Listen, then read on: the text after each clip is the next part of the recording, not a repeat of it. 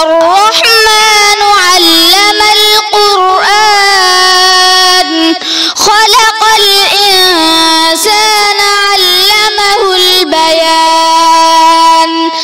الشمس والقمر بحسبان والنجم والشجر يسجدان والسماء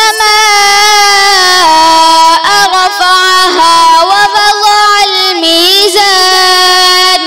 ألا تطغوا في الميزان وأقيموا الوزن بالقسط ولا تخسروا الميزان والأرض وضعها للأنام فيها فاكهة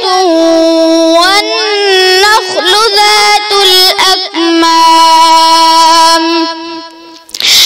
والحب ذو العصف والريحان فبأي